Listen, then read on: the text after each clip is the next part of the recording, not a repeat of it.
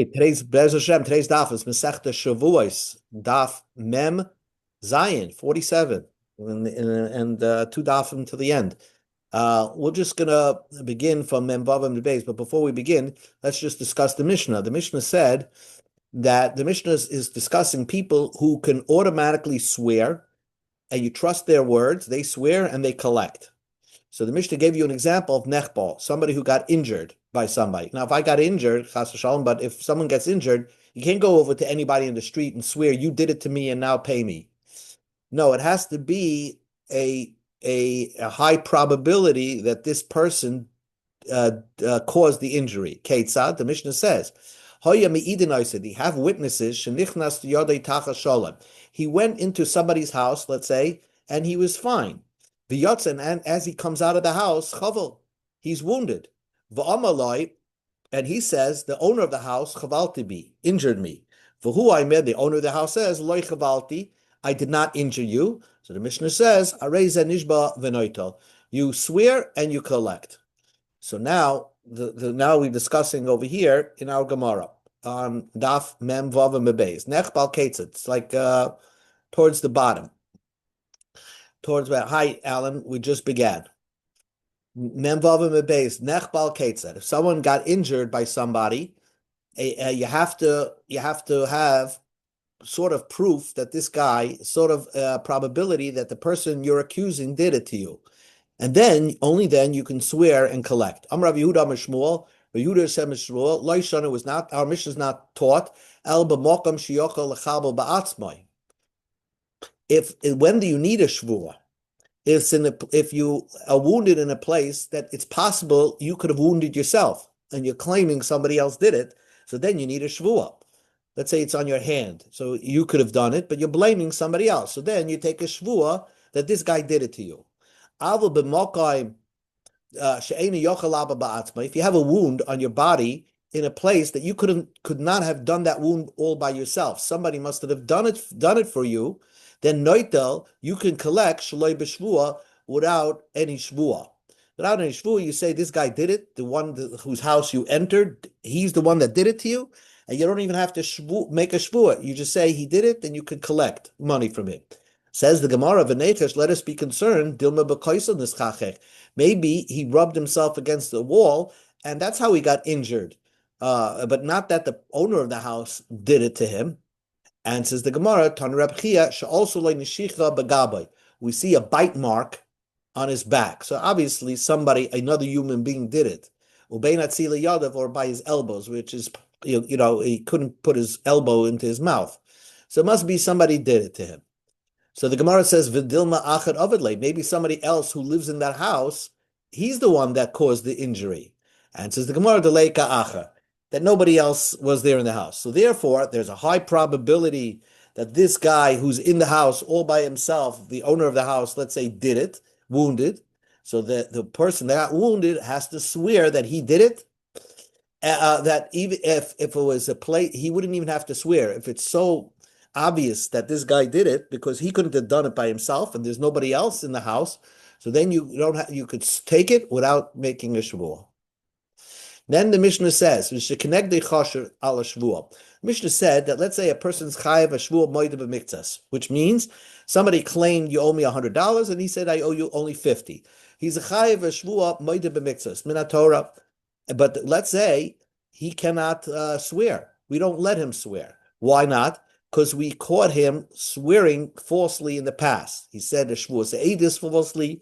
He said a shvuas pikadon falsely. And the Mishnah says, "Abafila shvuas shav," even if he swore for nothing. Let's say he swore a stone is a stone. So then this guy is not trustworthy when it comes to a shvuah. And therefore, if we can't trust him to swear, then the Mishnah says that the toiveya, the guy making the claim, he's the one that swears, and that he lent $100 and he collects.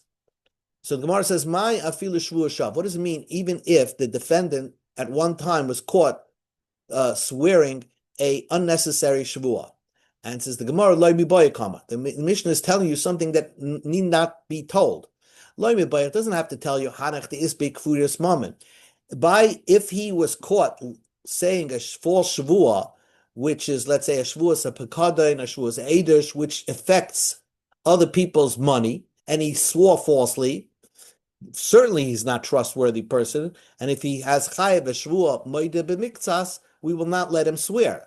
Elafila ha nami, the kviyos dvar ma'almahi, who even in this case where he's only accused of making unnecessary shvuas, he's making shvuas shav. So in this case, since we know he's that type of person, so when he's chayev a shvua moide b'miktsas, we're not going to let him swear. Loy mehemen, he's not believed, and therefore the Tegveya will swear in that case. So the Gemara says, if you're going, anybody who swears falsely is already and is caught swearing falsely, we'll never let him swear again. We'll listen to Nami Shvuas Bitoy. Let us include in that list the Mishnah in the Mishnah someone who swears a regular shvua, and he didn't follow through. So let's say he swears he's going to eat a piece of cake, and then he never ate the piece of cake. So fine, he's already disqualified from ever swearing a shvuah might have been mixas, because we see he doesn't keep his word. And says the Gemara, that's not true, because we only list what disqualifies a person is if he swore a shvuah that right away he's lying. Av a shvuah is bita, a regular shvuah that he swore that I'm going to eat something.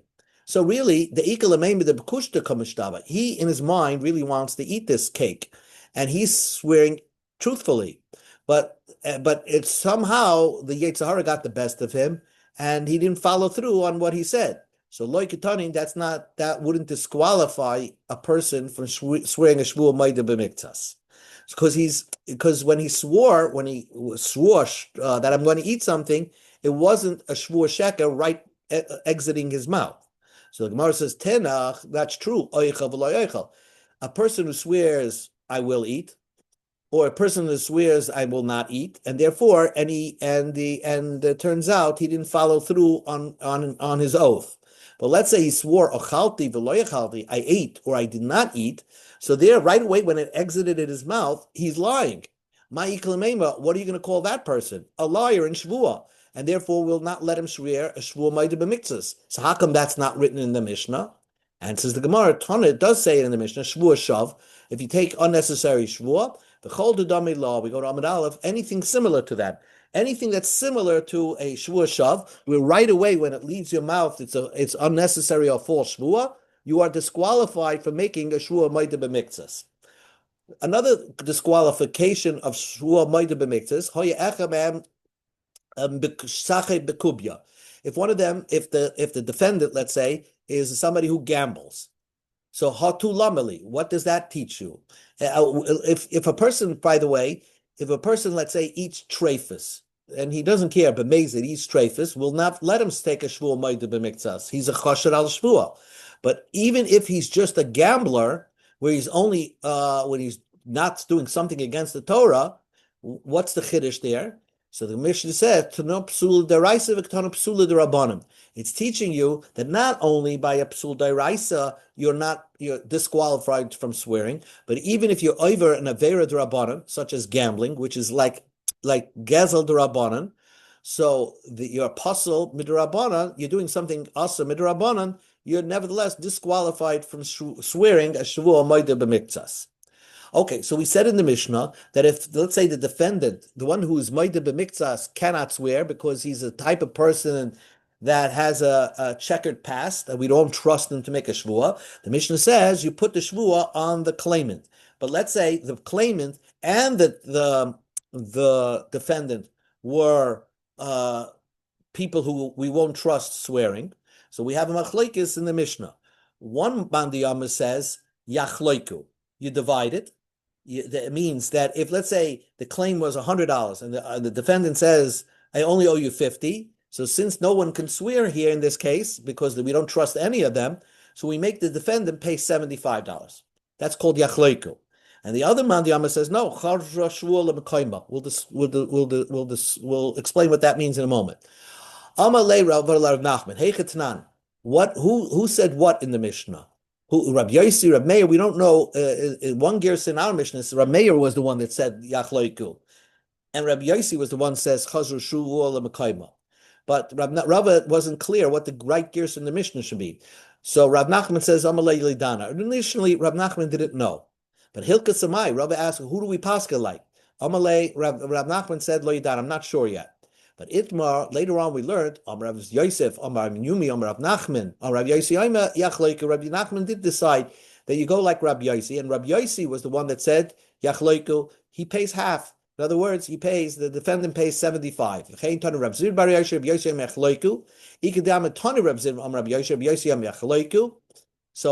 Amarav Yosef Bar Menume, Ovid Rab Nachman Uvda, Rab Nachman had a case in front of him, and he paskin Yachloiku. So again, the psak halacha would be that if both of them can't swear, and the person's a moed b'miktzas, again the claim was $100, and the defendant says I only owe you 50.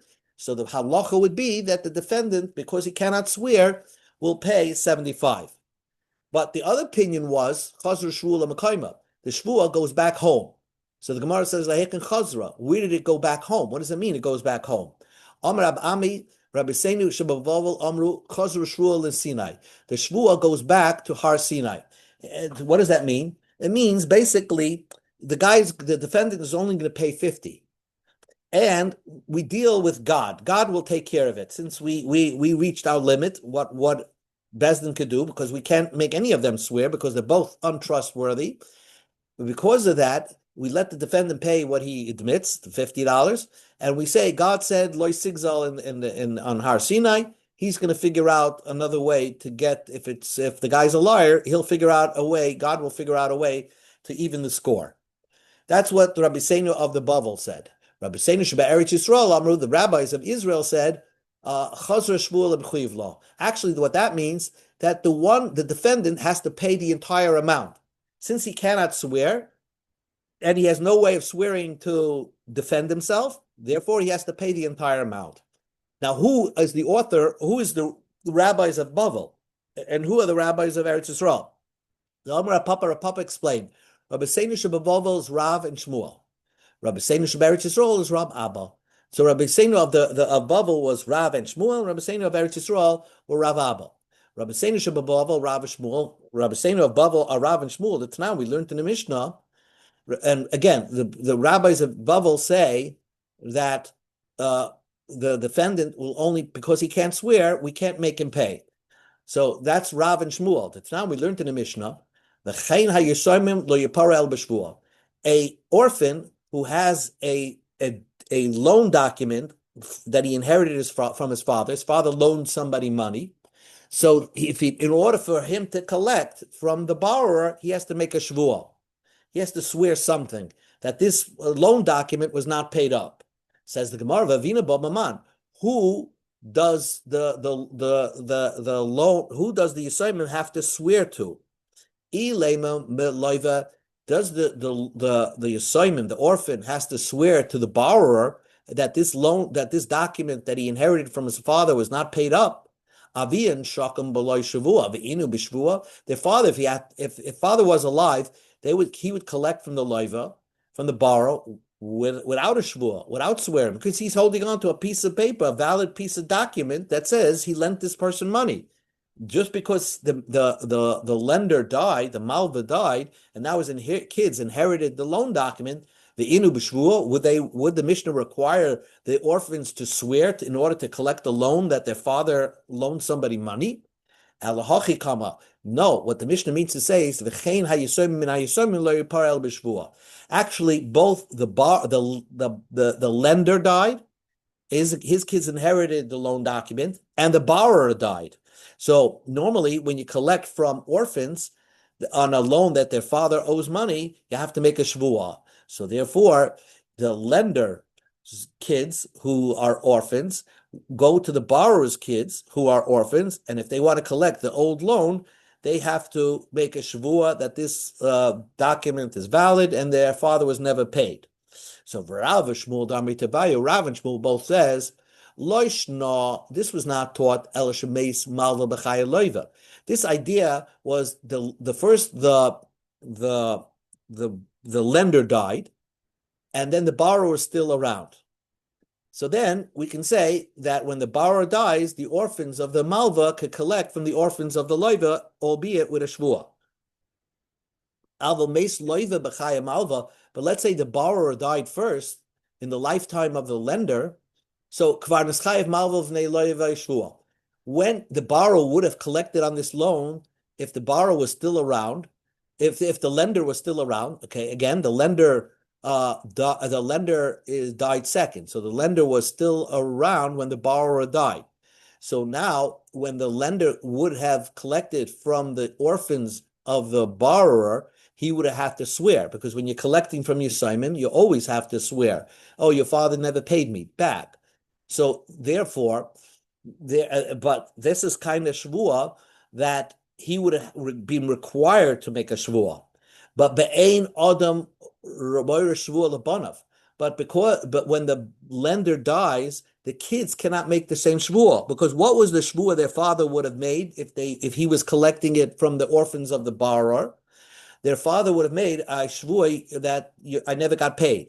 But this type of shvuah, the kids cannot make, because the kids don't know for sure if their father was ever paid or not, and a person cannot inherit the shvuah to his kids. So basically, what Rav and Shmuel is saying is, because the lender's orphans cannot make a shvuah, the lender's orphans cannot make a shvuah, and the borrower cannot make a shvuah that it wasn't paid, nobody can make a shvuah, and therefore this document is invalid. Nobody pays for it. So we see Rav and Shmuel are of the opinion, when you can't do anything, then nobody has to pay. So same thing by a moide b'miktzas. If he can't swear and the claimant can't swear, the moide b'miktzas doesn't have to pay. He just pays, what he agreed upon, what he thinks it's $50 in my case, and that's it. Rabbi Sheinu Eretz Yisrael who are the rabbis of Eretz Yisrael who make you pay? Is Rab Abba, is the kings of Rab Abba. Listen to the story. Dahu Gavra, there was this person, the Chataf Nachscha Machavre. He grabbed a silver bar from his friend. Also the Kama to Rabami, so he's a Gazlan, right? So they came to Rabami. Yosef Rab Abba Kamei. Rab Abba was sitting in front of Rabami. Rabami was the judge. Aisa Chutzada, the Michtav Chataf Minei. And the victim brought one witness that saw the vandal grab the piece of silver from him. So he has a witness against him. So Amalei, so the vandal, the Ganav said, yes, I agree. I grabbed this piece of silver. Chatife, I grabbed it. V'didich kafti, but this silver really belongs to me. It's my piece of silver. So Amar Rabami. So Rabami said like this, I don't know what to do. Heichel daidina haidina. How do I paskin this then? Neimale zil shalem. Do I tell the ganaf to pay? Leikitre sahade. We have no witnesses that he actually stole it. We only have, he could have denied it and said, I never stole it. So therefore, since he could deny it, we have no witnesses that he's obligated to give back this piece of silver. Nifterate, we don't make him give back a piece of silver. Ikechad sa'ade, there's one witness that says, hey, you stole it, you took it. So therefore we can't let him get away with it. Zil ishtaba, let him go swear. And what's he going to swear? Well, he's going to swear that I didn't grab it. No, he can't. The aid could only be mechayev him a shvuah if you're denying that one aid. If the aid says you grabbed it and he says I did not grab it, so then he would be able to swear to the aid I did not grab it. But here, in this case, he agrees that he grabbed it, right? So he basically is saying I'm a gazlan, and therefore, what do we want him to swear? What do we want him to swear? We want him to swear something different. We want him to swear that it's his piece of silver. So the kivin the Amma Michtav Chatife, since he said I was the one that grabbed it, Havale Kegazlan, he's already a Gazlan. So if we're going to ask him to swear, okay, now Mr. Gazlan, swear that what you grabbed is yours, we're not going to trust him. So what do we do with this case? Amale Rababa said, he's really obligated to shvuah, but we can't make him swear because we don't trust him. If you have a chuyev in shvuah and you cannot swear, you're going to have to pay up. So same thing over here. This silver guy, is the guy that grabbed the silver, is going to have to give it back. And therefore, the same thing by a moide b'miktsas. If a moide b'miktsas is a chashid al shvua, and the claimant also is a chashid al shvua, so then we go back and put the onus on the defendant, and because he cannot make a shvua to exempt himself, he's going to have to pay the full price demanded by the claimant. Amar Rava miskavasa Rab Abba mistava. This all makes sense the way Rab Abba said. The Tani Rab Ami that the defendant has to pay when he can't make a shvuah. The Tani Rab Ami said, shvuah Hashem tia ben shneim. When there is if the claimant and the defendant are still around, are alive, they make a shvuah of maida b'miktsas. Let's say the claim is $100 and he says you only owe me 50. I only have 50. He defends himself, and he walks away. He doesn't have to pay. V'loy bein hayarshim. But if the claimant and the defendant are dead, and it's just a matter of a case between their children, there is no shvuah maida b'miktsas. So the Gemara says, "Hey chidami, what's the case?" The claimant says, the claimant says, my father lent you $100. And the defendant, the kid defendant, says, I know my father borrowed chamshin islay. He borrowed 50, the chamshin leslay, and he didn't borrow the other 50. Mali hu umali avuha. What's the difference, him and his father? If the kid is 100% sure that his father does not owe the balance, so then he's a moide b'miktsas, and he should make a shvuah. Elalav, what's the case? The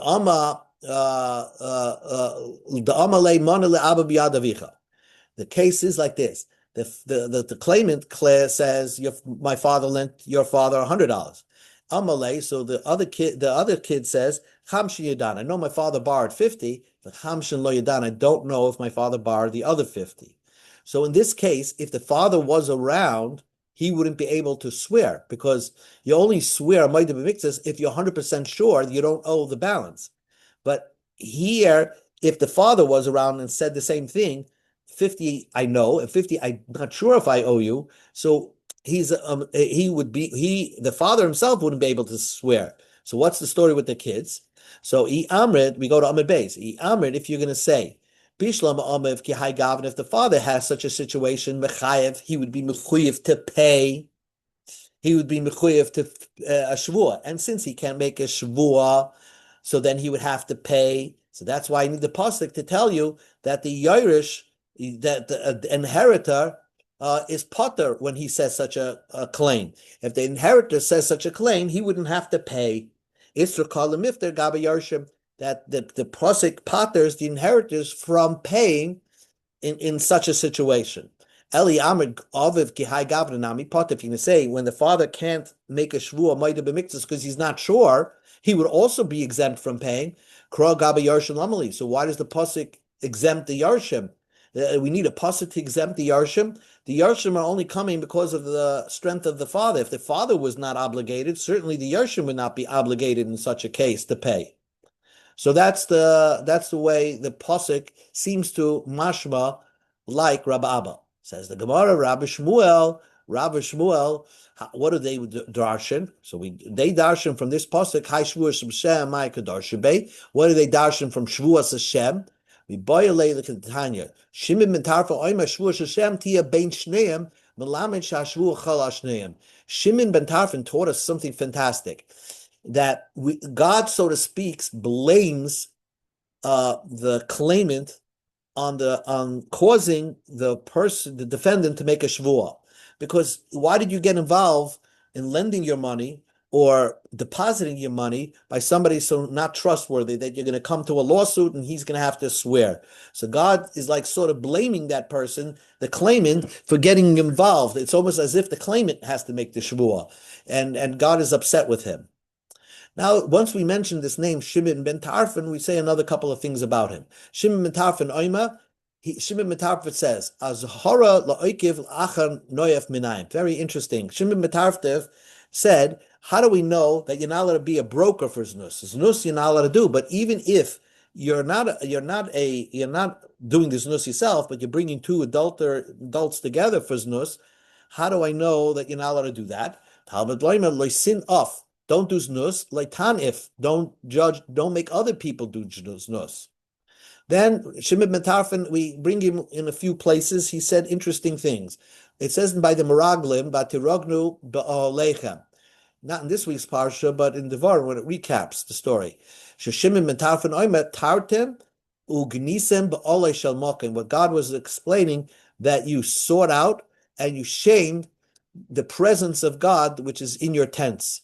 In other words, it wasn't just a complaint against how we're going to get Israel, but it was a complaint of the Shekhinah that was resting in every tent in every individual of Klal Yisrael. Then the pasuk describes Eretz Yisrael ad Nahar Hagadol Nahar Paras. Eretz Yisrael is bordered by this great river called Persian River, Nahar Paras, the Euphrates. But Euphrates is not a big river. It's actually the smallest of the main rivers that you read in Parshas Bereshis. So the Shimon ben Tarfon is going to say the reason why the pasuk calls it Nahar Gadol because it borders Israel, and therefore if you're connected to something important, you're important too, even if you're a small person. Shimon ben Tarfon oimet karav legaba dihinu v'idahan. You get close to somebody who has oily hands, and you become oily. So same idea. If it's called Nahar Gadol, the big ocean, it's because it's very in close proximity to Israel. The Bei Reb Shmuel Tana Eved Melech Kemelech, the son of the king is like a king, and therefore this small river is called Nahar Gadol, the great river, because it's next to Eretz Yisrael. Another half a minute, and then we'll stop. If a grocery store has a credit book and he says, "Oh, you owe me money," and the pasuk, the Mishnah said that an owner said to his worker, "Go to the chenveni. I instructed the chenveni to pay you the small amount of money that I owe you, and I'll pay the storekeeper." The storekeeper says he paid the balabas's workers. The worker says he never got anything from the chenveni. So the Chenveni says he gave it to the worker. The worker says he never got it. They both say their side of the story, and the balabas has to pay the Chenveni and the worker. Tanya, we learned to the Brisa. Amar Rebbe. Rebbe seems to disagree. Tarek Shvuah Lamali. Why are we going to bother with the Shvuah? Somebody is actually lying. Either the Chenveni is lying or the worker is lying. Amalei Reb Chia Tanina. But that's what we learned in the Mishnah. Shneim Nishbaim. Both the Chenveni and the worker swear that they didn't get it, the Shemini swears he gave the worker, and the worker says he never received it. The night limit balabayas, and they collect it from the balabayas. Concludes the Gemara. Kibli b'nei alei kibli b'nei. Did Rebbe agree with what Reb Chia has just quoted from a brisa, or did he not agree? Tashma, come in here. The Tanya we learned in a brisa. Payalin nishboyim lechenveni. The Rebbe holds that the workers swear to the chenveni that you never gave us anything, and it seems that the chenveni loses out, and the workers just collect from the balabas, but not the chenveni. If it's true, the balabas mi baile. If the payalim are swearing, if they agreed with that price, they should be swearing to the balabas, not to the chenveni. And so we see that the chenveni will lose out. That's what Rebbe's opinion is. Rava says no. Actually, Rebbe agrees with that brisa. What it means, what Rebbe meant to say, the workers swear to the balabayas that they never received anything, but with the storekeeper present. So they should be ashamed if they're lying. But basically, Rebbe holds that the workers swear to the owner, we never got anything, so you still owe us the money. The Chemveni says to the owner, I paid your workers, so you now owe me the money. And like the Mishnah says, they both collect from the balabas. So he pays not only the Chemveni, he pays back the workers. Okay, we'll stop over here.